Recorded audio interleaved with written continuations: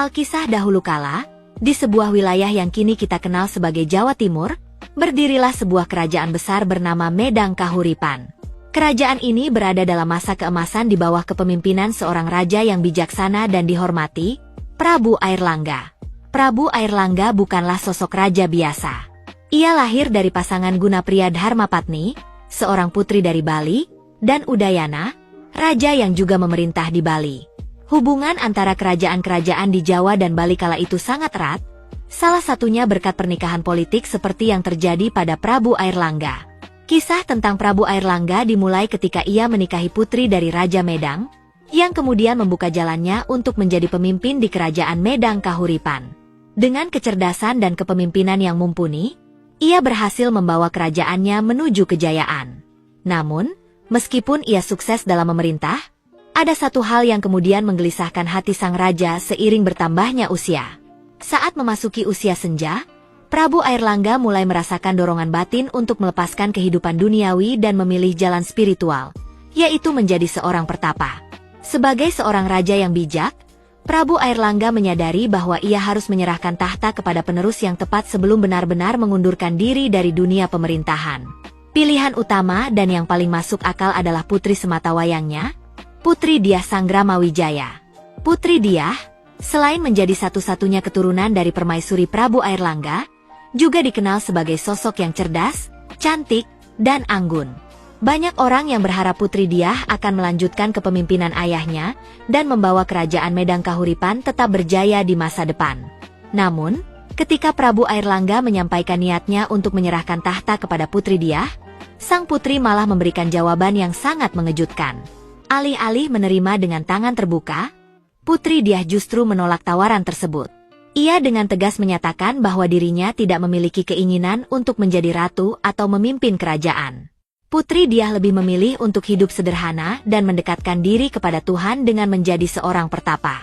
Penolakan ini tentu membuat Prabu Airlangga kecewa. Harapannya untuk melihat putrinya melanjutkan dinasti yang telah ia bangun perlahan pupus. Namun, sebagai seorang ayah yang bijaksana, Prabu Airlangga juga memahami bahwa tidak bijak untuk memaksakan kehendak. Setelah berdiskusi dengan putrinya, ia akhirnya merestui keinginan Putri Dyah untuk menjalani hidup sebagai pertapa. Dengan keputusan itu, Putri Dyah pun berangkat menuju sebuah gua suci yang dikenal dengan nama Goa Selomangleng, sebuah tempat di mana ia bisa mendalami spiritualitas.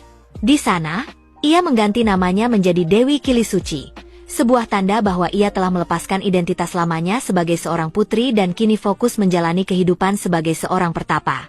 Sementara itu, setelah Putri Dyah memutuskan untuk meninggalkan kehidupan kerajaan, Prabu Airlangga kembali dihadapkan pada masalah yang lebih rumit. Ia harus menemukan siapa yang akan menggantikan dirinya sebagai raja. Meski Putri Dyah adalah anak satu-satunya dari permaisuri, Prabu Airlangga juga memiliki dua putra dari seorang selir.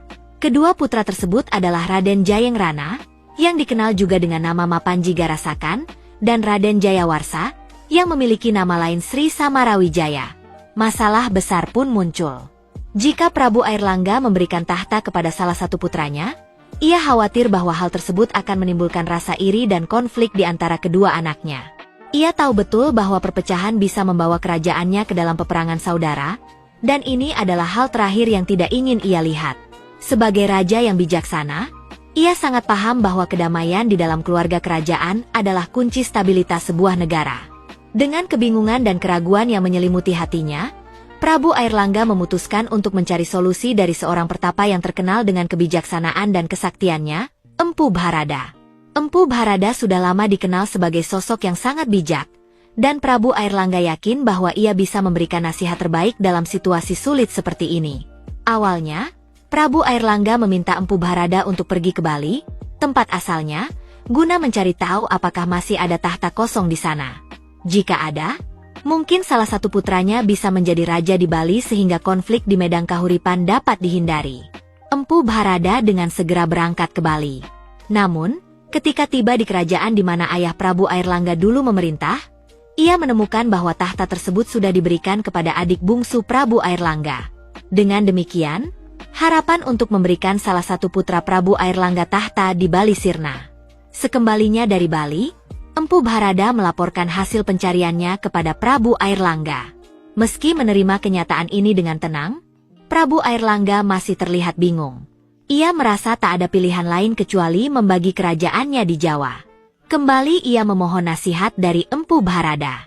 Setelah mendengar kegelisahan sang raja, Empu Bharada memberikan sebuah saran yang tak terduga namun masuk akal. Membagi kerajaan Medang Kahuripan menjadi dua bagian yang sama besar dan adil. Prabu Airlangga sempat ragu. Tetapi setelah memikirkan lebih dalam, ia menyadari bahwa inilah solusi terbaik. Namun, bagaimana cara membagi kerajaan sebesar Medang secara adil? Empu Bharada meyakinkan Prabu Airlangga bahwa ia memiliki kemampuan untuk melakukannya. Dengan menggunakan kendi sakti, Empu Bharada mengumpulkan air dari 7 mata air yang berbeda.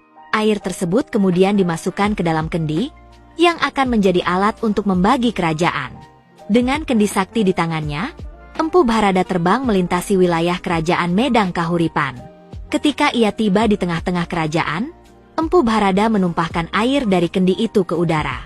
Ajaibnya, air yang tumpah berubah menjadi aliran sungai yang deras.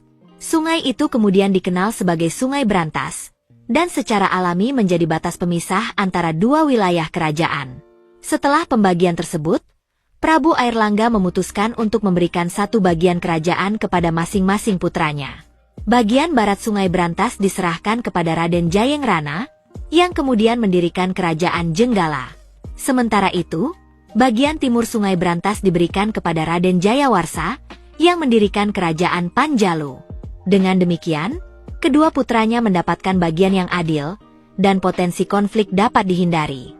Setelah menyerahkan tahta, Prabu Airlangga merasa tenang. Ia pun memutuskan untuk melanjutkan hidupnya sebagai seorang pertapa. Ia pergi ke sebuah tempat bernama Pancangan dan mengganti namanya menjadi Maharishi Gentayu. Di sana, ia menghabiskan sisa hidupnya dalam kedamaian, meninggalkan kenangan sebagai raja yang bijaksana. Seiring berjalannya waktu, kerajaan Panjalu yang dipimpin oleh Raden Jayawarsa tumbuh dan berkembang. Pada masa berikutnya, kerajaan ini berganti nama menjadi Kerajaan Kadiri. Nama Kadiri inilah yang kemudian berubah menjadi Kediri, sebuah kota yang masih eksis hingga hari ini dan menjadi saksi bisu dari kejayaan masa lalu.